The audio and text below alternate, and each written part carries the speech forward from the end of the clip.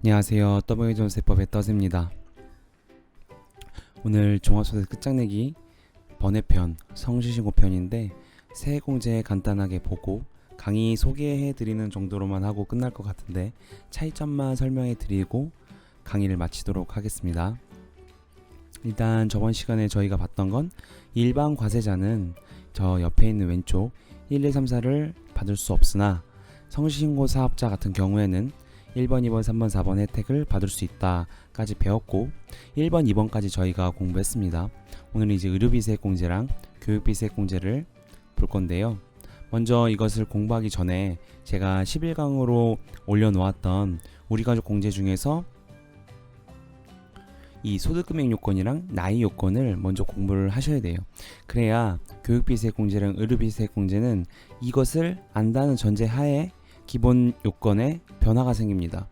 그렇기 때문에 이것을 먼저 공부를 하시고 교육비세액공제랑 의료비세액공제의 그 요건을 공부를 하셔야 됩니다.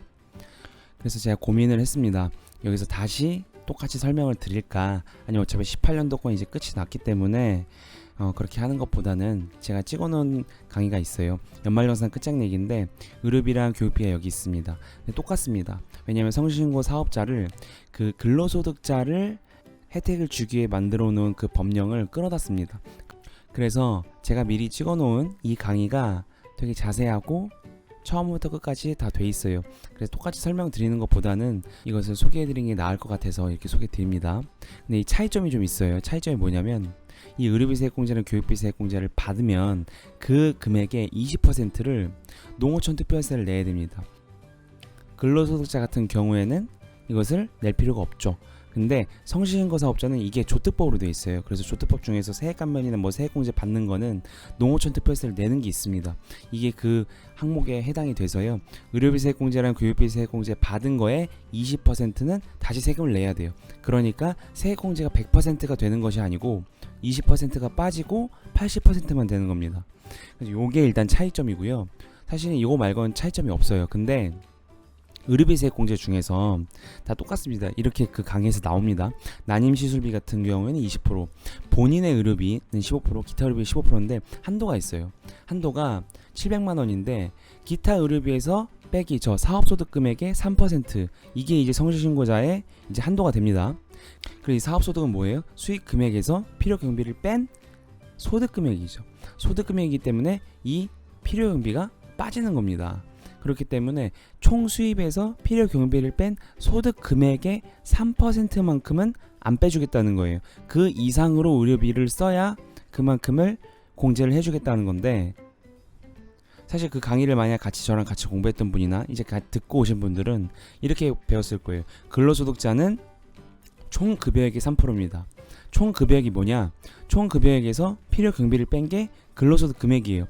근로소득자의 필요 경비는 근로소득 공제죠. 그래서 그 근로소득 공제를 뺀 게 근로소득 금액인데 그 근로소득 금액의 3%가 아니고요. 근로소득 같은 경우에는 총 급여액의 3%예요. 그러니까 어떻게 보면 근로소득자들이 더 훨씬 많은 금액을 쓰고도 공제를 못 받겠죠. 성실신고 사업자 같은 경우에는 사업소득 금액의 3%를 초과하는 금액을 공제를 해주는 겁니다. 그렇기 때문에 근로소득자보다는 유리하죠. 이렇게 해서 이렇게 표를 제가 그때 설명을 드렸고, 사업소득 금액의 3% 요것을 각각 차감을 해주면 된다 까지만 공부하시면 될 것 같아요. 그래서 강의를 2개를 들으시고 요거 차이점만 강의를 들으신다면 성실신고 사업자의 교육비세액공제랑 의료비세액공제도 같이 공부가 됩니다. 이렇게 해서 성실신고까지 해서 종합소득세 끝장내기 2018년도 거는 이제 마무리를 짓고요. 2019년 개정세법을 토대로 이제 더 심화 강의를 찍으려고 합니다. 더 소득세에서 공부하시고 싶은 분들은 이제 그 심화 강의를 들으시고 또 이제 부가세도 시작을 할 거예요. 그래서 같이 이제 세법에 대해서 공부하는 시간을 갖도록 하겠습니다. 감사합니다. 지금까지 떠먹여준 세법의 떠세였습니다. 감사합니다.